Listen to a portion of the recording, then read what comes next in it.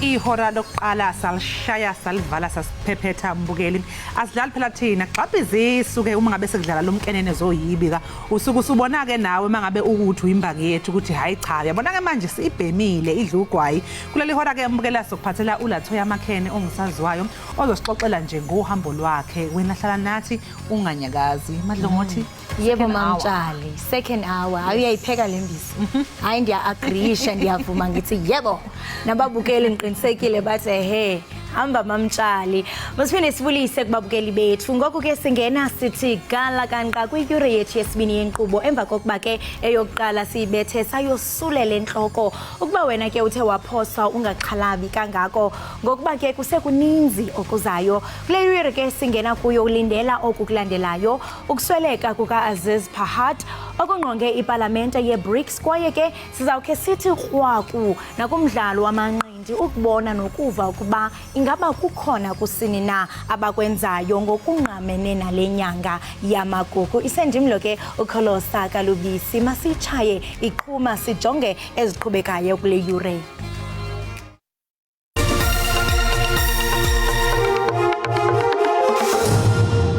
All 54 countries have signed the African Continental Free Trade Area Agreement. Yaqhubeka namhlanje indibano yeqonga leParlamente elenziwe ngabathunywa bavela kumazwe eBRICS. Lenhlanganiso ke yakuthatha iintsuku ezintathu.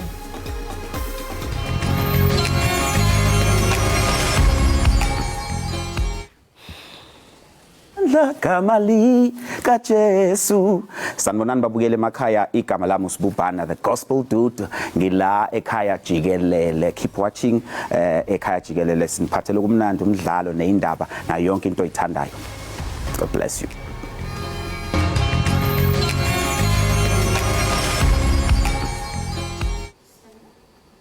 Lithese lilahlile kunina izolo kwangena izindaba ezithi enye yeinqalabutho zeNC uAziz Pahad sidlulile emhlabeni. Umzuzu wayo wokugcina ufike isemzini wayo eGoli ineminyaka engamashumi ayisishiyagalombili nambili ubudala.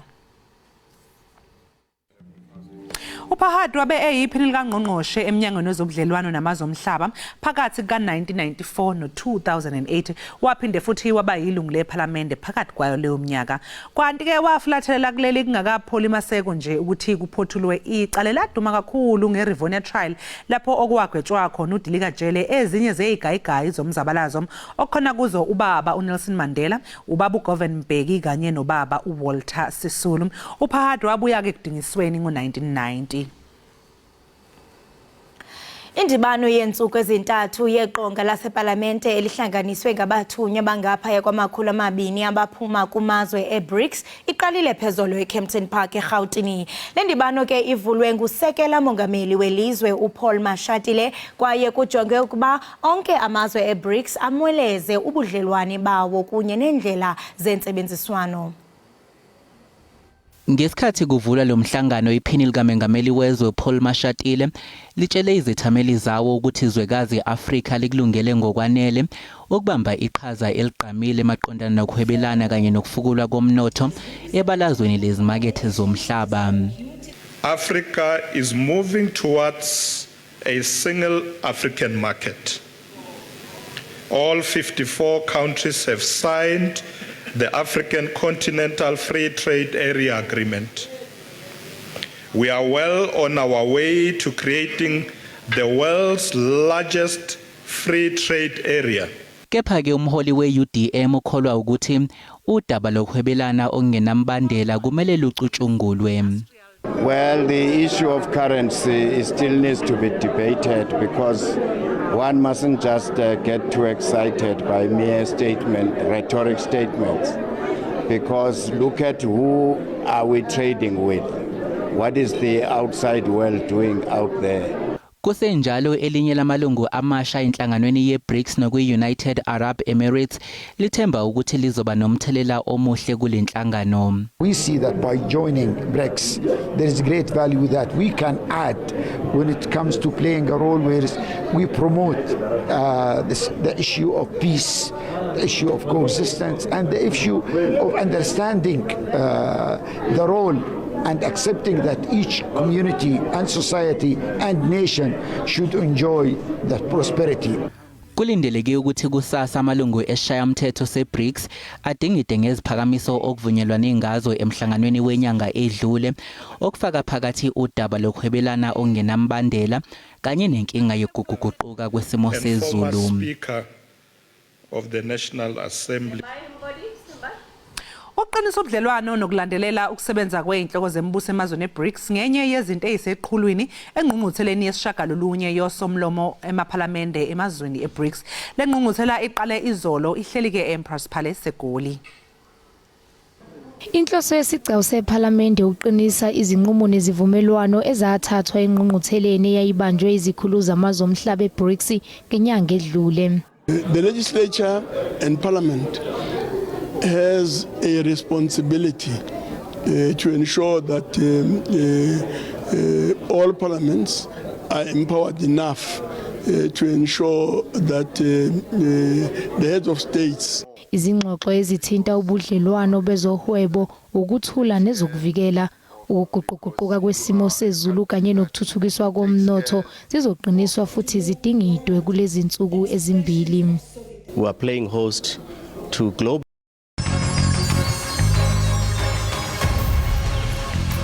Enkosi ngokuhlala nathi usasibukele apha kwinkqubo ndaba yakho uDTT kama lenkqubo ku-Ekhaya Jikelele. Umpheki uTinyike Kagiso Mabunda wazalelwa ke eThembisa, ungumnikazi we-Tiny Tables Restaurant. Ukuthanda kwakhe ke ukupheka kwaphenjelelwa ngumama nomakhulu wakhe xa wayeselula encedisa ekitchini. Fune kwisikolo samabanga phakamileyo Enochen Park apho ke bedla ngokungenelela ukhuphiswano lokupheka kwaye waphumelela amatyeli qela wathi sisidanga ke kwi-culinary services eCapital Park ngoku ke unikezela ngeenkonzo zakhe njengompheki wabucala emakhaya nakwimisitho emininzi eyahlukeneyo. Utinyike ke usindwendwele apha estudio ukuze abalise ngakumbi ngothando lwakhe lokupheka. Tinyiko masikubulise sikwamkele enkqubeni iEkhaya Jikelele. Thank you for having me. Nyabonga ninjani? Hayi siyaphila, yazi xa uze nokutya undibona apha ebusweni undibona apha ebusweni because elivumba lingena phakathi andizazi mhlawumbe bazeziphi izinto eziphakathi kwesmile ezenza ubuso buthi, but xa uze nokutya ndi-fine, thanks. Enkosi kakhulu ngokuba ube nathi apha ekhaya Jikelele. Ngiyabonga, thank you so much for having me. We understand that umama wakho nomakhulu wakho were a great influence kwi-passion yakho yokuba uthande ukupheka ubonakala usekitchen, and most of the times ufumanisa into yobana umntana wentombazana osekitchen, not the boy child, but wena wawuququzela uncedisa usuthini. Ungathi mhlawumbe from your love for into yokupheka uzawuthi kangoku, how has your journey been and how has umama wakho nomakhulu wakho influenced i-passion yakho yokuba uthande upheka? Yeah, no, they've contributed a lot, because I mean, I feel like ukupheka kimi is not even something I love, it's something that's in me, it's something that just came easy. So it would have been easier for a female maybe ukupheka. For me it was just, it came natural, so that's why I figured this is what I want to do for the rest of my life, and it's working for me. Njengokusho into yobana it's something that lives in you, njengophila kuwe uwe wade wabe kanti wathi no mandivule indawo yokutyela, that's how good I am. Jonga ndiyalishaya ibhodo mandingapheleli nje uba ndiphekele ekoneni, mandivule indawo yokutyela. Khawusixelele ngalonto. So earlier this year Mhlanga, my dad and I decided ukuthi sivule indawo where we'll sell like African cuisine, we'll sell ukudla kwaselokishini, just food for the soul, for the people. So yeah, you've seen really about 2 months ago, and yeah, it's going well so far, and a bit challenging, but it's going well nonetheless. And I mean, speaking of opening a business, ayonto yenzeka overnight. Obviously khona funeke kube khona abantu abazaba khona njembulapha ngoku funeke eshopini iqume imbawula. Ungathi mhlambe njengoko uvule ishishini libenefite njani abantu ingakumbi ngoku xa sijonga i-economy yethu apha eMzantsi Afrika into yokubana noko isezantsi kakhulu, ungathi ibuphucule njani abanye abantu abathi no siyaxhamla kule rescue yakho?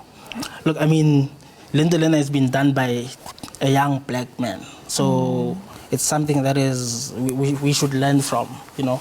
let's not depend on people to give us jobs, but let's try and make our own jobs and try, bring everyone up in terms of our peers and everything. Try be an inspiration to intangazami who are thinking, as Tolimi Sebians, as Yenzini, let's just try to do our own thing. That's the only way we're going to succeed. I went through the food route because that's what I do, but in whatever people do, try to do it for yourself. Ndiqinisekile ngokumncinci uzange ucinga into yobana uzoba neshishini elithi wena. Liseselisha, so it's still new to me. But still noba licha for sure noba uvuka uzitsweba uthi hayibo. Yeah, no, Timbek sometimes, man. It's no. I'm in awe every day. I'm very grateful. No, siyakuvuyela into yokubana iphupho lakho liye ladafezeka, even though usatsho into yobana liselicha, but we pray and hope that kuzawukhanyiseleka kuvuleke. And enye into enikeza umdla kukuba uye wasebenzela irescue katatakho. So this is something that runs within the family from utatakho to kuwe to the next generations. Ungathi mhlambe ukusebenza kunye notata wakho, ungathi mhlambe ngoku uneshishini lakho even though lisaqala liselicha. Zeziphi izinto oqonda ba when you look back the time ubukunye notatakho uzifundile kwaye they will bring a great contribution kweli shishini lakho? Look, how to run a business, just as clean as that. With how to run a business, akulalwa sisemsebenzini. So we must be punctual, we must do what we have to, we must set a standard that we want to keep for the rest of eternity. So ingifundisa lokho, that discipline ukuthi ngizovuka ekseni on a weekend where my peers are just chilling, mina ngizokusebenza and I have to push myself. Akuna manager ezothi was emsebenzini ndoda. So it taught me a lot of discipline and character. So umuntu xa ethi nqonqo engena pha kwi-tiny tables restaurants yinto naqonda bajonga ewe kuthiwa ukutya kuyaphekwa but eyona nto ebalulekileyo yile nto ingaphakathi ozoyiva. It's not just kwi-taste buds uba uva ntoni but ikushiya nantoni apha entliziyweni. So xa ndiqonqoza ndingena pha e-tiny tables restaurants ndizawuphuma nantoni? Yazi uba bathi mawupheke with love, people that eat your food will feel that. So you must know that we cook our food with love. We put our all into our food, literally blood, sweat and tears go into our food. So the consumer of the food, I am hoping enjoys it, and those that eat, they really enjoy it and come with good positive regards. And ukuthi hayi amadoda kitchen ayayenza into yawo, so nami ndiyakuthemba from ivumba. Yeah, I mean, ivumba lilo elitshoyo into yobana apha kuphekiwa kudlalwanga. The best chefs in the world are men, so. Hayi ke ayisecace. So sibhiyozela inyanga yamagugu namafa, i-Heritage Month, and ndithi xa ndijonga nalapha etafileni hayi kukutya kwasembo eku, kukutya okwakutyiwa ngoba umkhulu. And njengokuba ungumpheki yintoni mhlambe eyakwenza into yobana udecide uba you know what, let me go African? Look, our traditional food is being taken lightly. I mean, I come from a culinary school, and we only spent 1 week on the module of African food, in fact. Ekbeni would do months and months on French, on Italy, on India, so we've so I want to let our food shine, have it be in the curriculum as or have it be so that we can know our heritage, we can know our food. Instead of posting sushi, let's post let's post so that people know our food, so that our food becomes recognized worldwide. Because this is us, and they say if you don't know where you come from, you don't know where you're going. This is where we come from. This is definitely where we come from. And speaking of international market, ndiyarhalela ukuva kuwe as uchef, because xa siyajonga amazwe asentshona azilambela izinto zalapha eAfrica, from our cultures to our languages, anti-culture, from impahla, indlela yokuthetha kwethu, our storytelling, everything esiyiqaqambisayo singama-Africa. Would you say it's the same when it comes to African food? Well, it will be the same after we've shown our food to be that great thing we know it to be. So it's up to us to put our food on a high pedestal so that everyone else looks at our food as a big thing and as a culinary experience and not just yeah. So it's up to us. Into ethi ngoku o tiny tables mababuse bombo zone zelihlabathi umuntu xa ifika noba uya kwezindawo ekuthiwa ziphezulu uyibone nansiya i-tiny restaurants serving African food. Jonga, my favorite part. Let's get to lento usizele nayo namhlanje. Ndiyabona ba hey kunenyama. Inoba yilani talk le. La head. So yeah, so what we have here is Sam with jugo beans.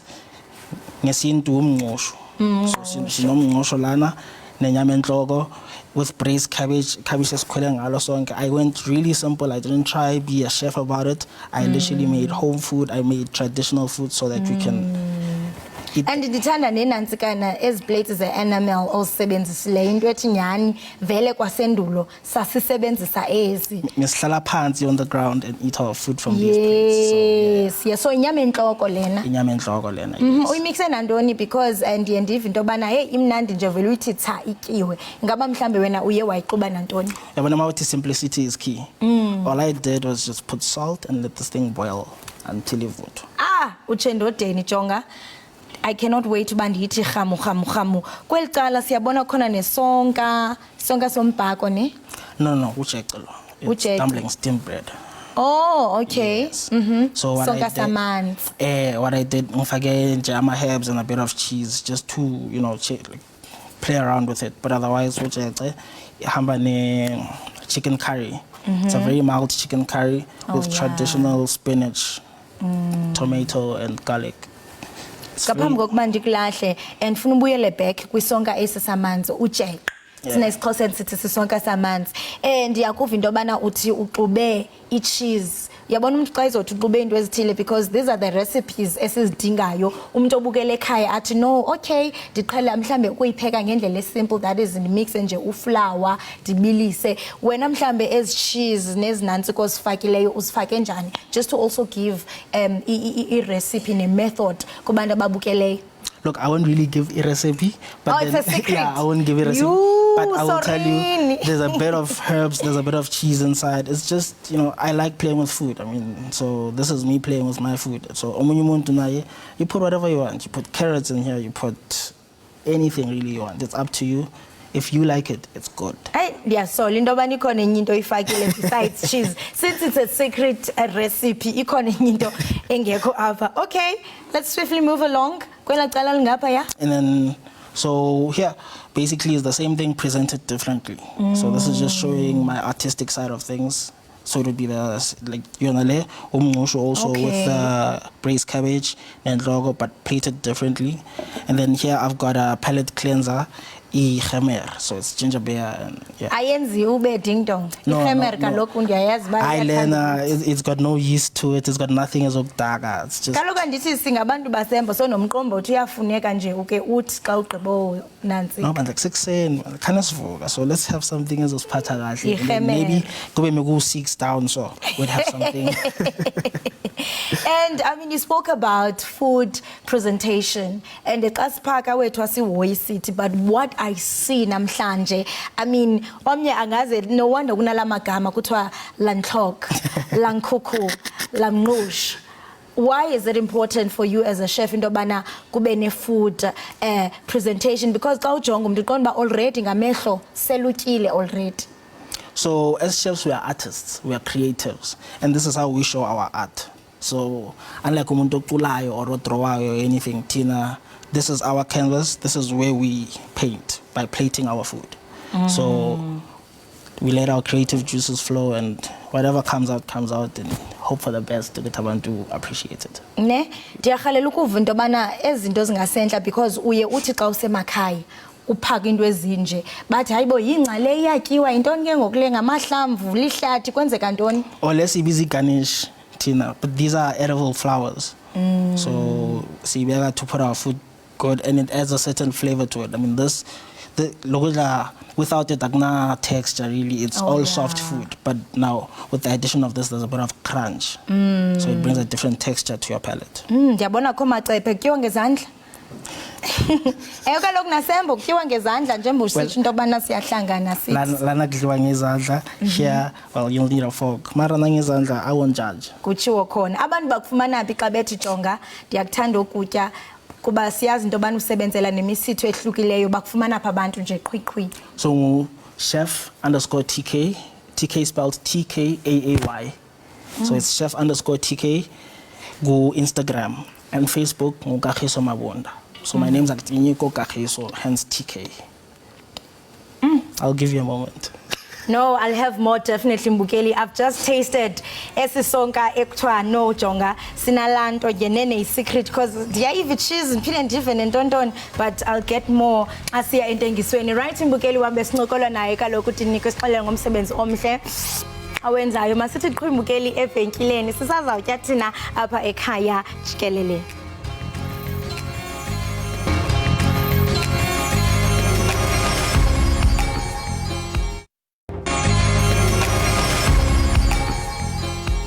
Enkosi ngokuhlala nathi nisasibukele apha ekhaya Jikelele ngenene kusekhaya apha kulufudumalo luthando andihluthi ndiyintoni masihlobele mgama Mbukeli xa singena ke kwisiqendo sethu sezemidlalo make sithi rhwaqu ngokufutshane kwezemidlalo zanamhlanje iODI yeqakamba ke yabasetyhini yaqhubeka ngalentsasa eCity Oval eMgugundlovu iqela labasetyhini loMzantsi Afrika leqakamba liza kuqubisana neNew Zealand kumdlalo wabo wesibini ODI ngentsimbi yethoba apha kusasa. Asijonga ke kweminye imidlalo yamaqela endebe yehlabathi yombhoxo esingathwe eFrance iyaqhubeka ngokuhlwa nje amaqela ePool D iJapan kunye neSamoa aza kulwela indawo yesibini kule pool. Lo mdlalo ke uza kuqhubeka ngokuhlwa nje ngentsimbi yethoba. Lena ke ibiyimidlalo yanamhlanje usabukele iEkhaya Jikelele. Asihlobela mgama Mbukeli umdlalo wamanqindi eMzantsi Afrika unembali etyabileyo kunye nenkcubeko emangalisayo. Lo mdlalo ke udlale indima ebonakalayo kwilifa lesizwe ingakumbi ke ixesha lemizabalazo echasene nocalucalulo. Nanjengoko ke sikwinyanga yelifa lemveli kulo mdlalo imisitho ke iqhele ukwenzeka unyaka wonke kwaye ke isenokubandakanywa ngqo kwinyanga yelifa lemveli njengakweminye imidlalo. Ukuva ke ngokuthe vetshe ngalomba sizawuqhagamshelana noKhulile Rhadu webhodi yeBoxing SA ukuze sifumanise ulwazi ngemisitho kunye nemibhiyozo yenyanga yelifa lemveli kumdlalo wamanqindi eMzantsi Afrika. Masikubulise sikwamkele ngalentseni sibambe ngazibini ngexesha lakho lokuba uvuke nathi apha ekhaya Jikelele. Ngiyabulisa nami sisi. Kubo bonke abamamele kunye nabathandi bomdlalo wamanqindi Jikelele. Asibonge apho Khulile. Ungaba nje usinike amagqabantshintshi ngembali kunye nokubaleka komdlalo wamanqindi kwinkcubeko kunye nelifa lemveli loMzantsi Afrika njengoko kaloku sibhiyozela lenyanga apho siqaqambisa yonke into ethi thina singama-Afrika. Imbali ithi umnombo wezemidlalo yamanqindi uvela phaya emigodini apho oba umkhulu bebesebenza khona. Lo mdlalo ke wasuka eEurope wafika apha wathandwa kakhulu emigodini abantu bethu bakhona kakhulu. Kukho intshatsheli zalapho kukho omakhwekhwethe balapho. Sesikweni ke urhulumente welo xesha waze wangenelela kulo mdlalo wamanqindi ngenxa yokuba kwakuvela into yokuba kukho amasela inqunqu nempulakalujaca ezenza into yokubana kubhejwe kuthweni abantu bakhonjwe ngeminwe into yokubana wena funeka lo mdlalo ungaphumeleli kuwo. Kodwa ke mandibalise into yokubana phaya nge-early 50s uyokutsho kwi-60s besingenazo imbethi manqindi ekuthiwa ziyahlawulwa. Ubungumdlalo nje obaluleke kakhulu. Ubaluleke ke kakhulu ke leli xesha ndithetha ngalo kuba ilifa lembali yamanqindi libaluleke kakhulu. Libaluleke ke nakulesi sigaba sithi thina sezempilo kwi-heritage yethu. Ngelo xesha ke sithetha ngomakhwekhwetha ebebaluleke kuMzantsi Afrika uphela. Sithetha ngoJongindi, sithethe ngoAnthony Matashelana Sithole, sithethe ngoSimon Sali. Singabantu bamanqindi ke sithi ibaluleke kakhulu ke lo ndima kuba abo bantu abo yayi ngabantu ekuthiwa umdlalo kwi-sport jikelele baye babamba iqhaza elikhulu baze bebesaziwa kuthiwa ze-household names aba bantu xa kuthethwa ngabo izintshatsheli zodumo bekungathi-ke kuthi xa siphethe lo mdlalo wamanqindi siyabuyela emva ke abo bantu abo sibafake mhlawumbi kwimbali yethu yelifa lezamanqindi i-heritage yethu. Njengoku sitsho into yokubana lembali yamanqindi siyilanda emgodini, ingaba mhlambe i-boxing i-SA gxebe iyayiququzelela okanye ithatha inxaxheba kuyo nayiphi na imisitho okanye iitumente kule nyanga yelifa lemveli kweyomsintsi ukubhiyozela kaloku ilifa lemveli loMzantsi Afrika? Wemsasazo uBoxing South Africa uqhagamishelene kunye norhulumente kude kuthi orhulumente bamaphondo apho khona ngale nyanga siba nayo imidlalo emikhulu. Umzekelo ngomhla wokuqala apha ku-August wokugqibela sebesinawo apha eMonti ngumdlalo wamanqindi o-international, kodwa ke lo mdlalo sowugqume ngolakhozi luthi i-Heritage Month. Siyaxhaseka kakhulu singabantu bamanqindi, siyaxhaseka kakhulu nakurhulumente okokubana singaze le mbali siyilibale.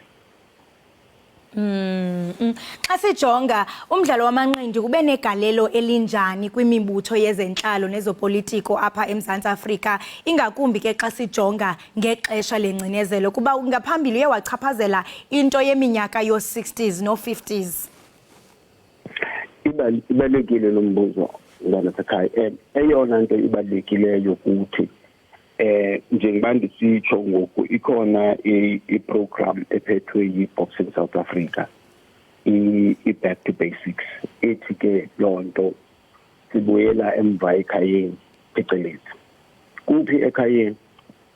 Amanqindi apha eMzantsi Afrika abaluleke ngohlobo lwento kokubana xa sithetha ngembali yethu abaluleke ngohlobo lwento kokubana kukho abantu abanye sebasweleka ebebewenza la manqindi. Andithethi njenge-boxers, but people abaziwa njengokunto yobana ngabo ii-icons ezibaluleke kakhulu ebesenza abanqindi. Lingachaphazela nje ootata uVernon Phakathi, KZN, o-Abraham Makgawo eMonti, ootata uNogude koMakatkati, ooPrince Xokola abaswelekayo. Ngabona abantu abo benza la manqindi. Boxing South Africa ke siphethe into ethi aba bantu kufuneka kwakhona siba-recognize ukutsho oko nembali yabo sihlale phezu kwayo, because ngabona abantu benze amanqindi ukubi banyamezela bawenza la manqindi ade angala akhona ngoku. Babaluleke kakhulu embalini yethu abo bantu. Njengoku sitsho into yokubana balulekile kakhulu embalini, ngoko ke funeke banikezwe indawo yabo, kuba sithi xa sijonga kulo mdlalo wamanqindi ngenene bathe bawubeka kwinqwanqwa eliphezulu. Njengoko uye wachaphazela into yokubana ninazo iinkqubo eninazo kwi-Boxing SA ezifana no-Back to the Bases, ungathi mhlawumbe ngawaphi amanye amaphulo okanye iinkqubo enazo i-Boxing SA zokukhuthaza umdlalo wamanqindi nokugcina ilifa lenkcubeko? Njengoko uthe wakhankanya la maqala owabizayo ngoku silana amatyendyana gxebe asakhulayo nabo abafuna ukuzibandakanya kulo mdlalo wamanqindi. Ingaba mhlambe zeziphi iinkqubo eninazo ukukhuthaza le nkcubeko yethu kumdlalo wamanqindi? Ndawuthela njalo zibembeli mntasekhaya. Kukho into eqhumayo ngoku, iphulo eliqhumayo elabo bantu bangabesimama abakhona emanqindini, women in boxing. Yonke le nyanga nalipheleyo oko siqhubana nalo, kuba mkhulu umdla ophuma komama, inkulu inkcubeko eza nomama emanqindini, likhulu igalelo labo elikhona emanqindini. Nakulo mgqibelo sigqibezela lo nkqubo leyo siyayisonga phaya eRhawutini. Okwesibini kuthi umba obaluleke kakhulu lunxibelelwano lwethu naba bantu bona amatyendyana asemancinci aphaya kwi-amateurs aba bangekabhatalelwa. Ibaluleke kakhulu kuba uba uyajonga ehlabathini zininzi inguqulelo ezenziweyo ngoku ngulaa mbutho wabo ke uzwelonke wabo i-AIBA. ibaluleke kakhulu into yokubana sikhulumane kunye nabo, sinxibelelane kunye nabo kuba mininzi imigaqo emitsha abayitshintshileyo. Kufuneka ke nathi singashiyeki ngasemva singu-Boxing South Africa, siyazi into yokubana sikule ndawo bakuyo abantu jikelele elizweni. Kaphambili uye wacacisa ngegalelo okanye indima yalomdlalo kwezopolitiko ingakumbi kwixesha lasendulo. Ungathi mhlawumbe ucacise indima yomdlalo wamanqindi kwimidlalo yale mihla eMzantsi Afrika kunye nefutho lawo kuluntu lwasekuhlaleni? Kuba uba siyakhumbula bendithe kuqala besithetha apha nge-50s up to kule ndawo sikuyo ngoku. Mininzi inguqulelo ezenziweyo especially emva kokayethu 1991. Mininzi imigaqo ethe yatshintshwa. Kukho abantu esingakwazi ukuthi xa sithetha ngaloo ndima singakwazi ukuthetha ngabo.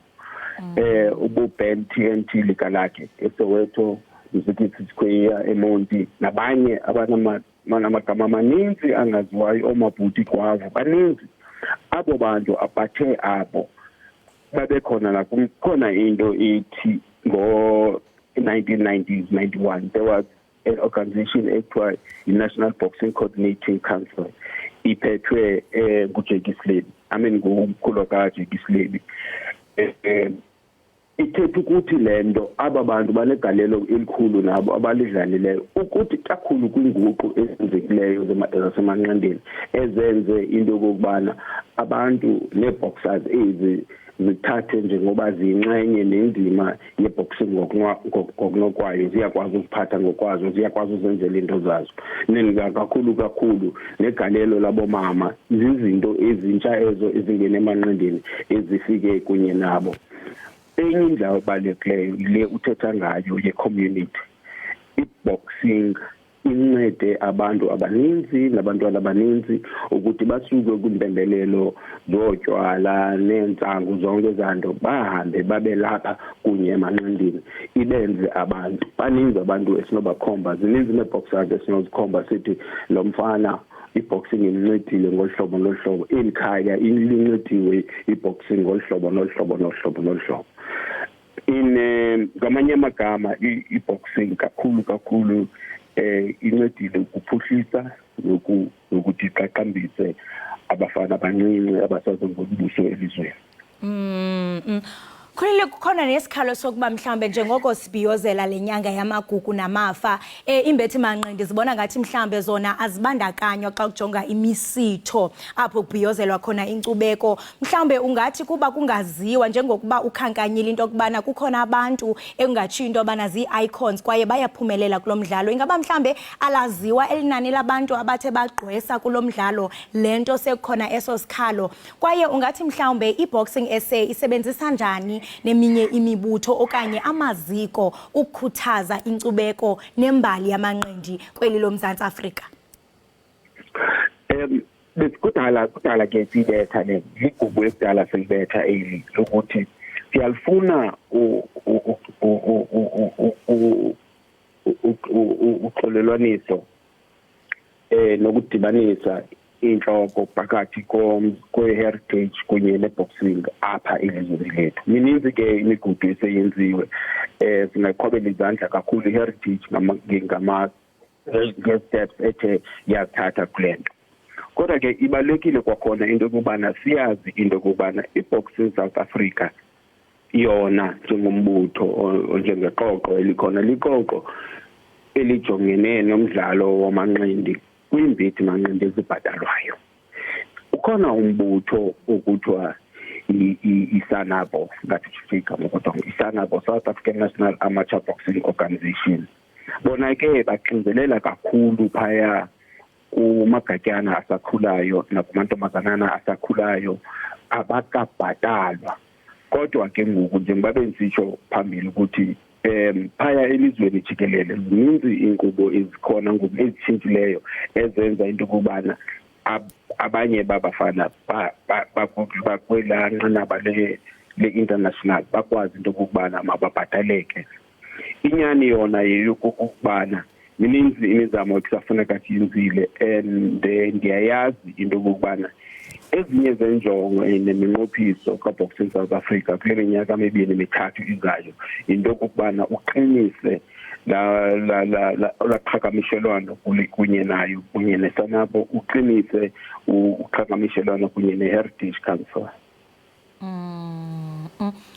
Khulile masibambe ngazibini ngexesha lakho ngenene njengokuba usitsho utyelelana nathi okanye wabelelana nathi umbukelo obukele ekhaya uyangqina into okubana ngenene lo mdlalo unegalelo nendima ebalulekileyo kwinkcubeko yethu njengama-Afrika. Sibamba ngazo zozibini ngexesha lakho ngayelentseni ube nosuku olumnandi.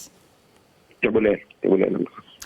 Lowo ke mbukeli besithetha naye ibinguye Ukhulile Rhadu olilungu lebhodi yeBoxing South Africa nobesichubela banzi kaloku ngomba ongqonge imisitho neetumente zomdlalo wamanqindi kweli ngakumbi ke xa kujongwa kule nyanga yamagugu namafa. Masithi qhu evenkileni iqiniseka ugqusha lazi bukele ekhaya jikelele.